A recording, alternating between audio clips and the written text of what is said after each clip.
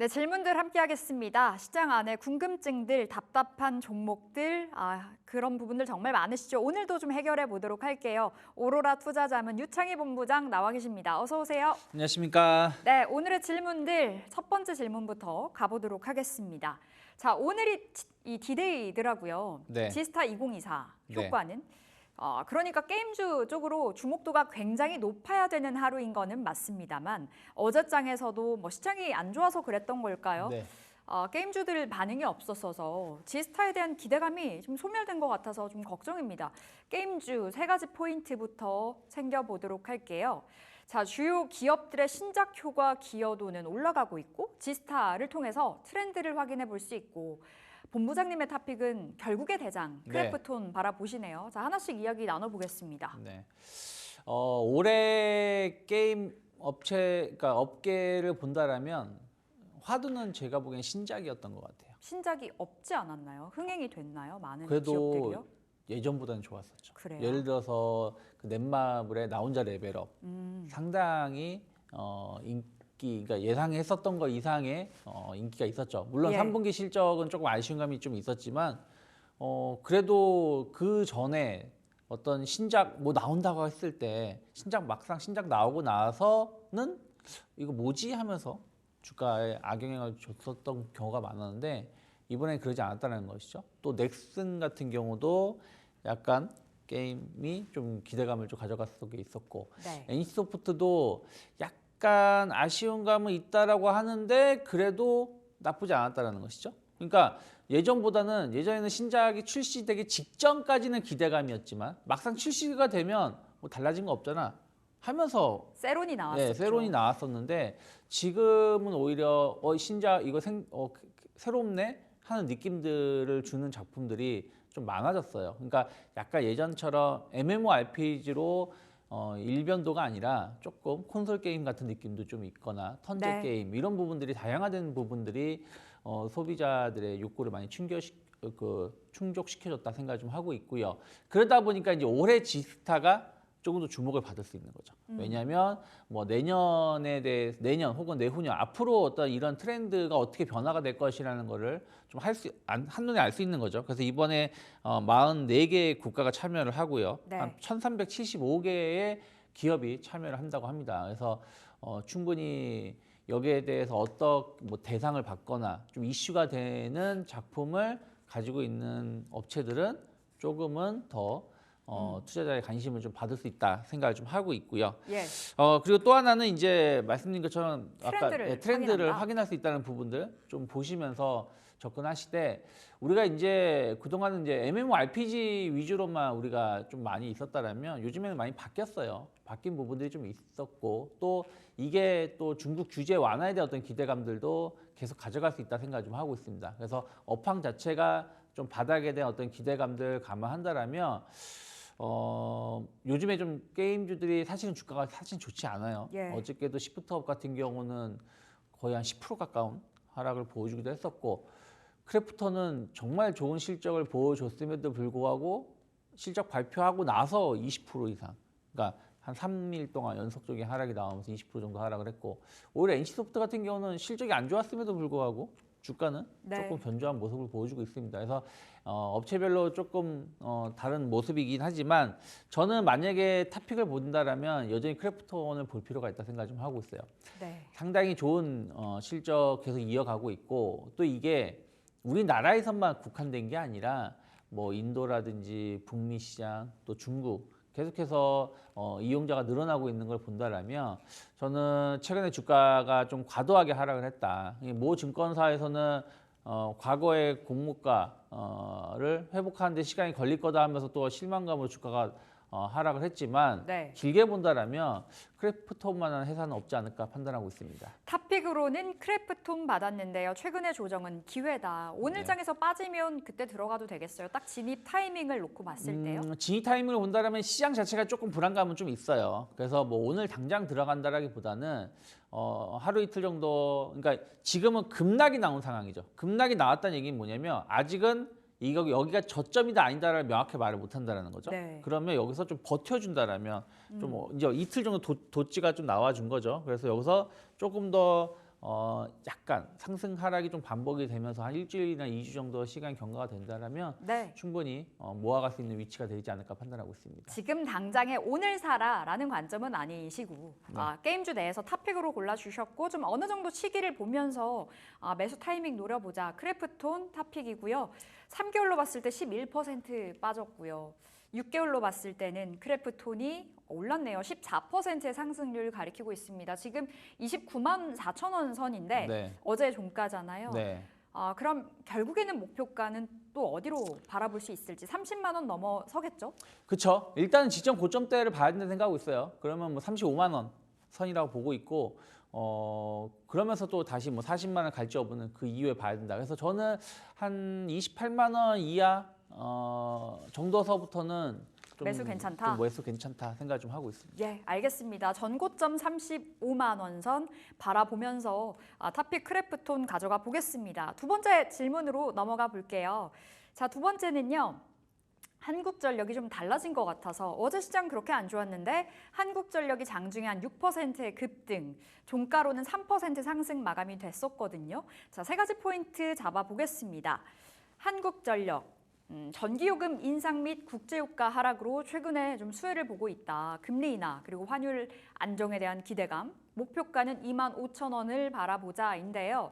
아무래도 굉장한 적자를 이어가다가 네. 최근에 좀 어느 정도 잡히는 것 같아요. 네. 어떻게 볼까요? 그러니까 한국전력에 대해서 우리가 불안감을 느꼈을 때가 딱 2년 전 요맘때입니다. 2022년 이맘때 그때로 돌아가면은 영국의 연기금이 부도가 날 수 있다 네. 하면서 글로벌 증시가 한번 흔들렸었죠. 그때 환율도 1,444원까지 올라갔었고요. 그러면서 이제 우리나라에 어떤 일이 발생했었냐면은 레고랜드 사태가 발생했어요. 네. 그래서 그때 이제 PF 이거 문제가 있을 수 있다 하면서 CDX 프리미엄도 좀 높아졌었고 그러면서 이제 뭐 이렇게 문제 있는 회사들 어디 있어 하니까 한국전력이었어요. 한국전력이 그때 뭐 적자도 심했었고 왜냐면 네. 그때 유가가 또 엄청 오를 때였잖아요. 2022년에 유가가 막 100불 막 이렇게 넘어가다 보니까 적자가 심해지고 해서 막 그때 채권 발행을 한전채 발행을 막 한 50조씩 막 30조씩 막 이렇게 발행을 했을 때입니다. 그리고 나서 이제 그런 부분들이 또 이벤트가 끝나고 나서 이제 다시 좀 금리는 좀 내려오는 부분들이 있었고 유가가 좀 안정화된 거죠. 그래서 그때 당시에 2022년에 한전의 적자가 제 기억이 맞으면 32조인가 적자를 아마 네. 나왔을 겁니다.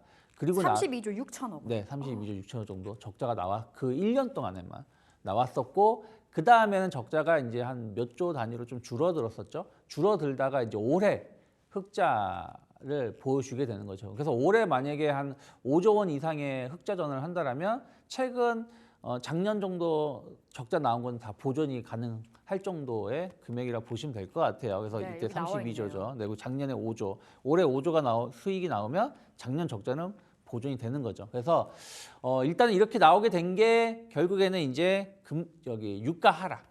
이제 그때 32조 적자 나온 건 유가가 급등했을 때고 유가 100달러. 네, 100달러 넘었을 때였죠. 그리고 지금은 유가가 어찌 되었든 70달러대에서 이렇게 완만한 흐름을 좀 보여주고 있는 거 아니겠습니까? 그래서 유가 하락이 결정적으로 수익성을 개선시킬 수 있었던 요소고 또 하나는 그 이후에 이게 참 어쩔 수 없이 네.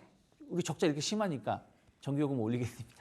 그전에 요금 올리려고 싶어도 못 올렸었어요. 이번에 그럼 올린 게 기업용 올린 네, 거 이번에 아닌가요? 기업용 올린 건데 그 전에도, 그러니까 작년에도 그랬고 올해도 그렇고 그렇게 순차적으로 전기요금을 올려서 인상을 했다라는 거죠. 그래서 특히 이제 항상 우리가 과거에 전기요금에 체계 불만하면은 산업용은 싸고 네. 가정용은 비싸고, 비싸고. 근데 산업용을 많이 올렸었죠. 그래서 그런 부분들도 전기요금이 약간 일부 현실화됐다라는 부분들도 흑자를 영업이익을 개선시킬 수 있었던 요소라고 생각하고 있습니다. 그러면 이제 앞으로가 중요하다 생각하고 있어요. 네. 실적 지금 좋게 나오면 뭐하냐? 앞으로 이거 일시적인 거 아니냐 할 수도 있는데 어쨌든 유가가 갑자기 100불 갈 가능성은 상당히 좀 없다라고 보고 있고요. 또 하나는 이제 환율적인 측면에서도 지금 다시 1,400원대로 올라온 상황에서 뭐 1,450원 갈 수도 있다 어쩌다 얘기가 나오지만 결국엔 길게 본다라면 저는 다시 한 1,300원 초반으로 떨어질 네. 수 있을 거라 생각 좀 하고 있어요. 그리고 또 금리가 어찌되었든 적든 그러니까 빠른 속도든 느린 속도든 좀 인하가 된다라는 것이죠. 그러면 그때 채권 발행한 거에 대한 이자 비용이 좀 줄어들 수 있다는 부분들. 그것만 해도 엄청 큰 효과를 볼 수가 있거든요. 네. 그래서 이런 것들 감안한다라면 한국전력은 뭐 엄청나게 급등은 하기 힘들겠지만 좀 완만한 상승세. 그리고 항상 과거에 보면은 시장이 안 좋을 때 유틸리티가 약간 방어제 성격을 주지 않았습니까? 네. 특히 트럼프 정책하고 관계가 없는 쪽이기 때문에 조금은 관심 있게 볼 수 있는 위치가 아닐까 생각하고 있습니다. 그럼 한국전력 지금 목표가 25,000원 유지 이렇게 네. 주셨는데 자 시세 확인을 해볼게요. 3개월로 나와 있네요. 네. 3개월로 봤을 땐 15% 올랐고요. 22,200원이 어제의 종가였습니다. 6개월로 봤을 때 12%? 네. 꾸준히 좀 야금야금 올라간 것 같은데요. 한국전력.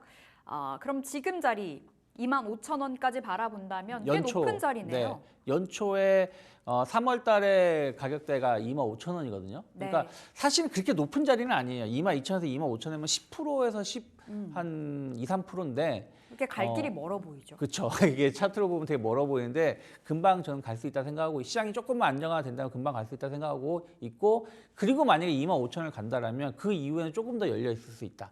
추세가 완벽히 전환되는 것을 확인시켜 주는 거기 때문에 네. 그 이상도 갈 수 있지 않을까 판단하고 있습니다. 알겠습니다. 일단은 그럼 25,000원으로 연초에 그 가격대 바라보면서 한국전력 챙겨가 보겠습니다. 세 번째 질문으로 넘어가 볼게요. 세 번째는요. 네이버의 선방 달려 있는데 확실히 최근 네이버가 달라졌어요. 또 주가의 흐름이 최근 들어서 좀 어느 정도 올라가려는 그 움직임을 좀 보여주고 있는 것 같아서 원체 길게 봤을 때는 많이 낮아져 있지만 3분기 실적도 너무 좋았습니다. 자, 네이버 세 가지 포인트 열어보도록 할게요. 3분기 실적은 좋았으나 사실상 요지부동, AI 서비스 성장 부재는 걸림돌이고 외국인과 기관이 최근 쌍끌이 매수세 보여주고 있어서 네이버 어떻게 봐야 될까요? 올라갈까요? 분위기는 조금 더 올라갈 수 있는 모습이라 생각하고 있는데 참 이게 네이버가 이번에만 실적 좋게 나온 건 아니에요. 그래요? 2분기 때도 호실적, 서프라이즈한 실적 발표했었고 1분기도 상당히 좋은 실적 발표했습니다. 네, 그러니까 실적 나와 있습니다. 네, 계속해서 좋은 실적 나와주고 있고 예상치를 항상 상회하는 모습이었어요. 영업이익률도 지금 작년에 15%에서 지금 20%까지 네. 높아진 거면은 엄청난 거라고 보시면 될 것 같아요. 그런데 이제 주가는 사실은 보통 이런 정도의 실적 나오면은 최소 어저께도 한국전력 그렇게 안 좋다가도 갑자기 네. 6, 7% 확 오르듯이 올라줘야 되는데 실적 발표하는데 올랐다가 오히려 음봉 맞으면서 마감했습니다. 뭐 그리고 나서 이제 회복을 했는데 이렇게 이제 좋은 실적이 나옴에도 불구하고 주가가 뜨뜻미지근한 이유는 결국에는 성장 모멘텀이 없기 때문이 아닌가 생각을 좀 하고 있어요. 네. 네, 무슨 말이냐면 약간 지금 실적이 쥐어짠 듯한 느낌? 쥐어짠 듯한 느낌. 네, 짠 듯한 느낌을 보여주고 있다는 거죠. 무슨 말이냐면 원래 잘하고 있었던 거, 광고 매출, 그리고 쇼핑, 이커머스 쪽. 또 이커머스 쪽은 우리가 좀 위메프 사태가 좀 있었기 때문에 이거 뭐 큰 규모는 아니지만 어쨌든 이런 부분들이 약간 반사이익을 누릴 수 있는 부분들 오히려 이제 안전한 업체를 선택을 해서 이커머스 시장이 재편될 수 있다는 부분들이 좀 있는 거 아니겠습니까? 그래서 그런 부분들도 좀 일부 효과가 좀 있었다 생각을 좀 하고 있어요. 하지만 어떻게 보면은 우리가 핵심이라고 할 수 있었던 AI 관련돼서는 조금은 아쉬운 부분들이 보여주고 있고 네. 또 웹툰 관련해서도 최근에 보면 이용자가 많이 좀 약간 줄어들고 있는 정체 현상을 띠고 있는 부분들이 좀 있다 보니까 뭔가 네이버 하면은 예전에는 뭐 네이버 카카오 성장 사업으로 딱 우리가 얘기를 했었지만 지금은 그게 아닌 느낌이 나오다 보니까 주가가 못 움직이는 것 같아요. 예를 들어 비슷한 이 논리로 따진다면 현대기아 실적 상당히 좋게 나와도 네. 주가가 못 가는 거랑 좀 비슷하다고 보시면 될 것 같아요.